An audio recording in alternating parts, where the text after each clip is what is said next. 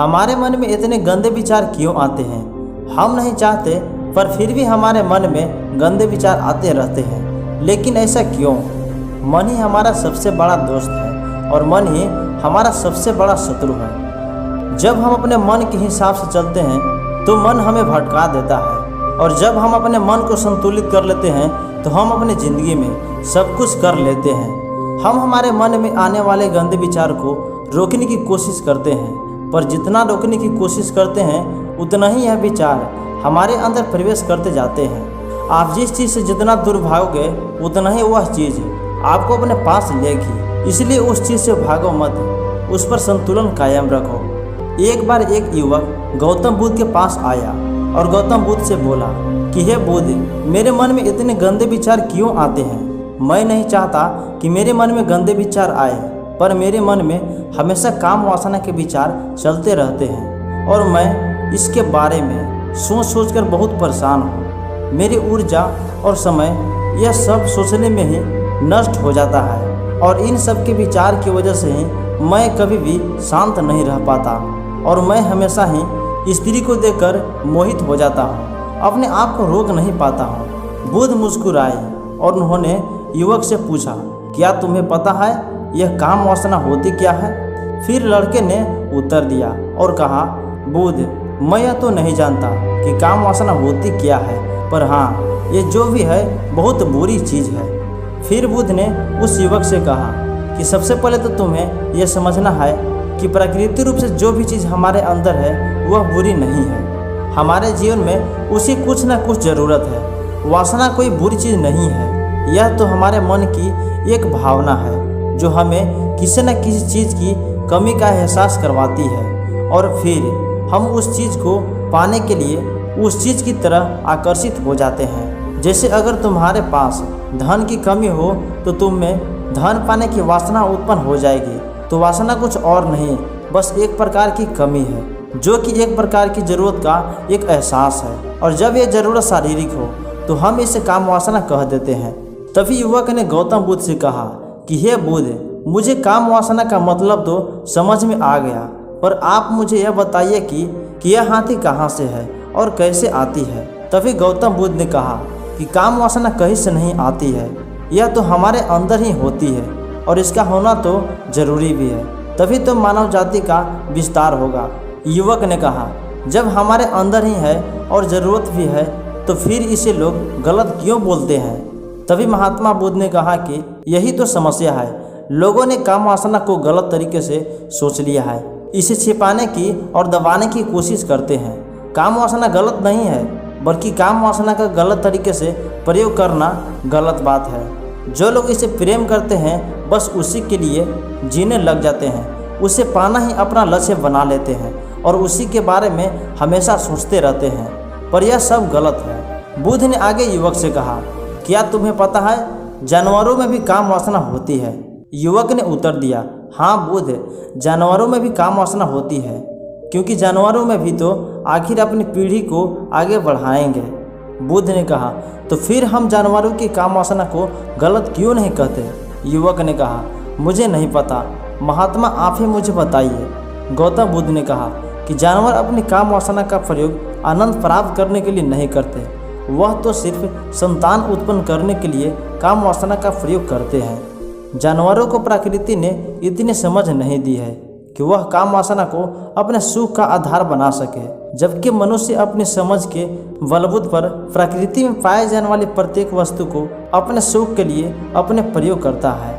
हर इंसान ने ही काम वासना को अपने सुख का साधन बना लिया है, जबकि प्रकृति ने तो हमें अपने वंश को आगे बढ़ाने के लिए दिया था, लेकिन इंसान ने इसे अपने जीवन का परम लक्ष्य बना रखा है, और इस तरह से काम वासना का विलाम हो जाना गलत है।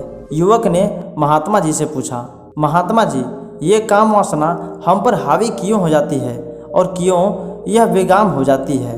तभी गौतम बुद्ध ने युवक से कहा, अब जो मैं तुम्हें बताऊंगा उसे तुम्हें ध्यानपूर्वक सुनना है। काम वासना का सारा खेल तुम्हें समझ में आ जाएगा, तुम्हें तुम्हारे सारे सवालों का जवाब मिल जाएगा, बस तुम्हें ध्यान लाकर सुनना है। फिर गौतम बुद्ध ने युवक को बताना शुरू करते हैं।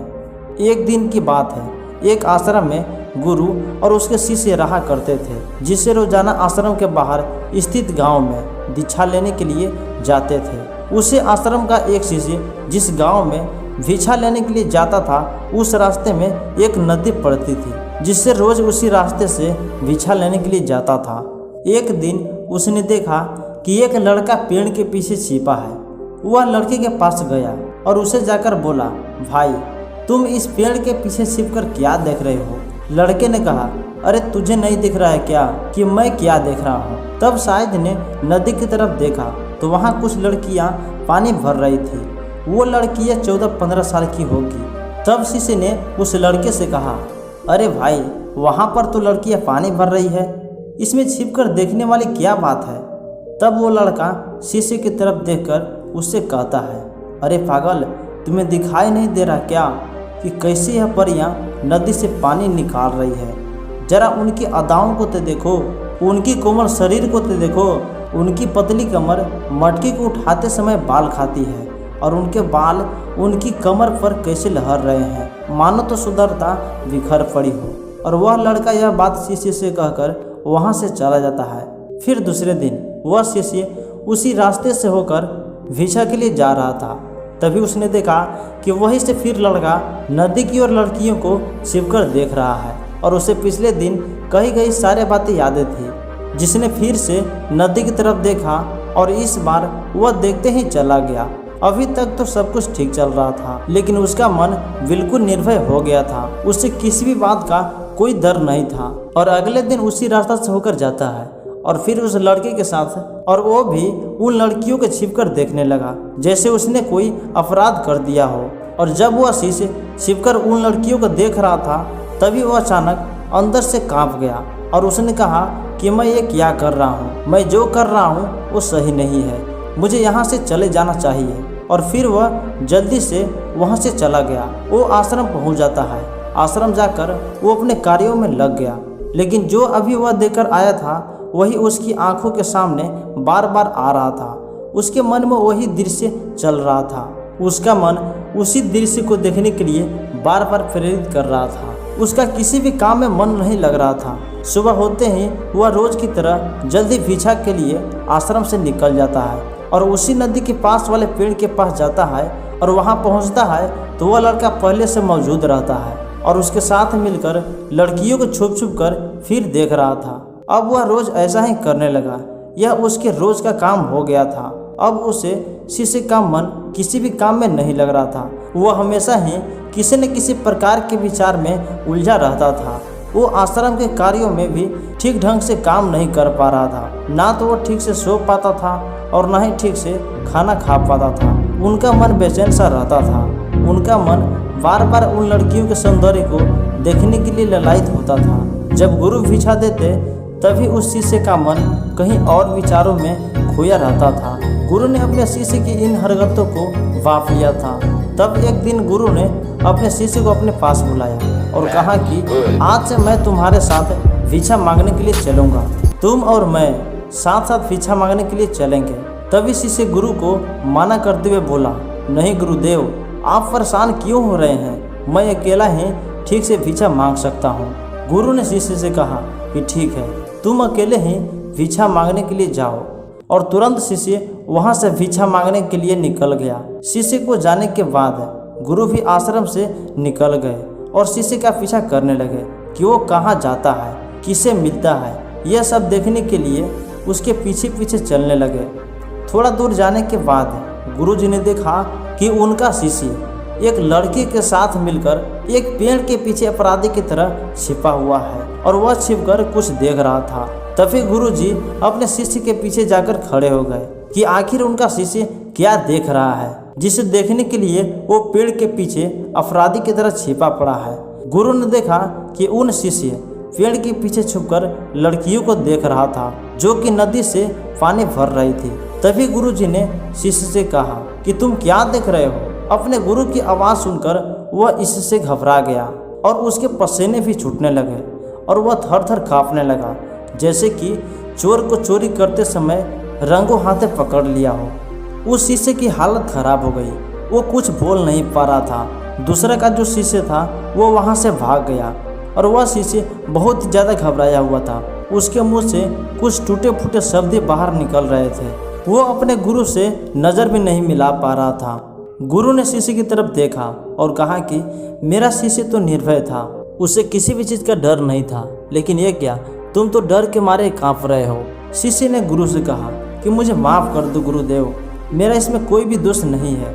उस लड़के ने मुझे बहका दिया था, लेकिन आपसे मैं वादा करता हूँ कि आज के बाद मैं ऐसा कभी दोबारा नहीं करूँगा, मुझे माफ़ कर दो।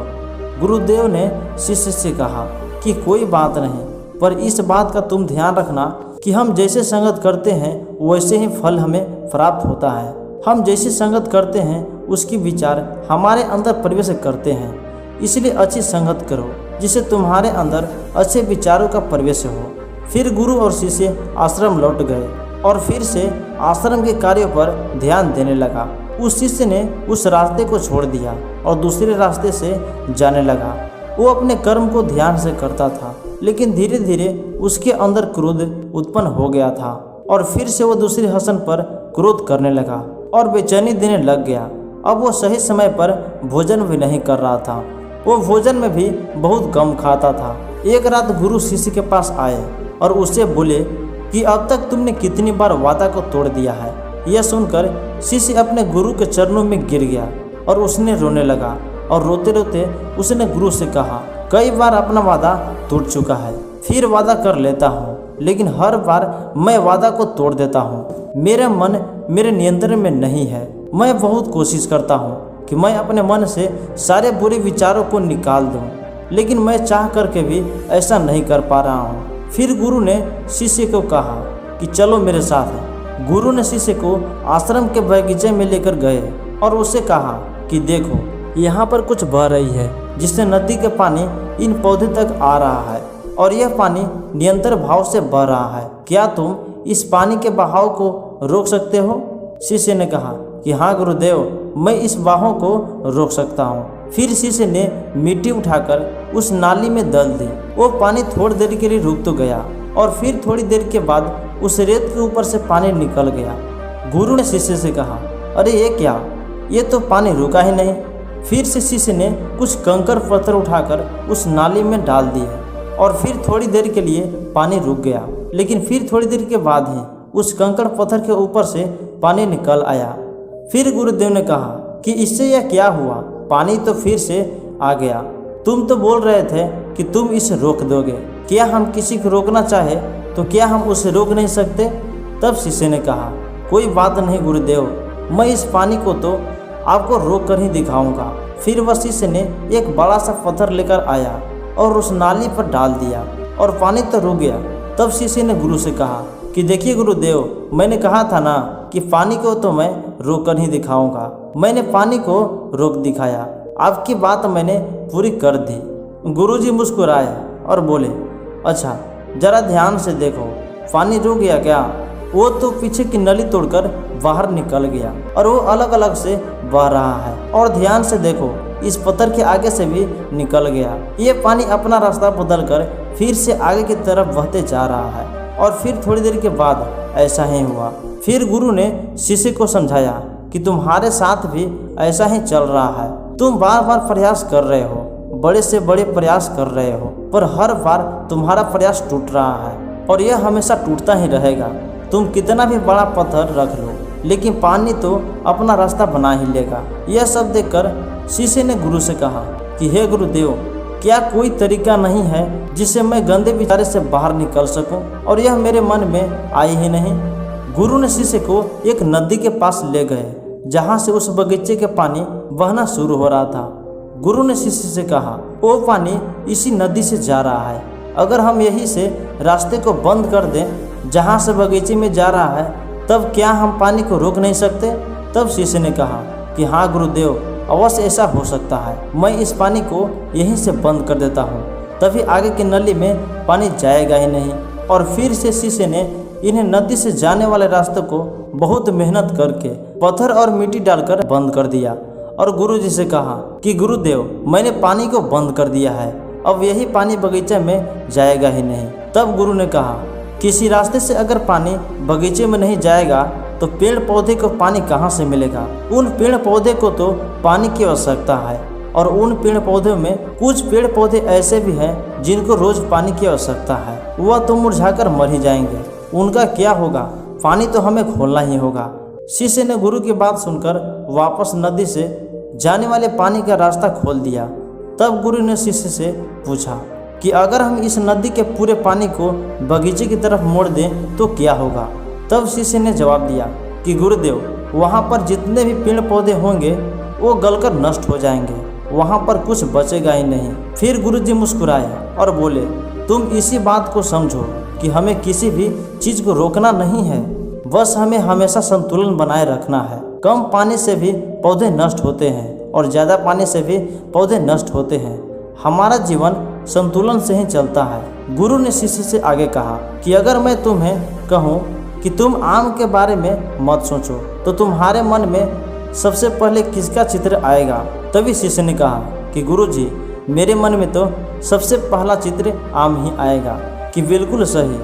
जब हम अपने गंदे विचारों को ज़बरदस्ती रोकने का प्रयास करते हैं तो वह और भी मजबूती के साथ हमारे अंदर प्रवेश करते हैं, हमारे अंदर आते रहते हैं। इसलिए हमें इन्हें कभी भी दबाने की कोशिश नहीं करना चाहिए। फिर गुरु ने आगे शिष्य के जाते हुए कहा कि अगर हमारे गंदे विचार बुरे लोगों की संगत करने की वजह से ही आते हैं तो कई बार क्या होता है कि काम मुक्ता हमारे अंदर होती ही नहीं है, लेकिन कुछ अश्लील लोगों के साथ रहने की वजह से ये हमारे अंदर हावी हो जाती है। फिर शिष्य ने कहा कि गुरुदेव, आप सही कह रहे हैं, मैं अपने मार्ग से भटक गया था।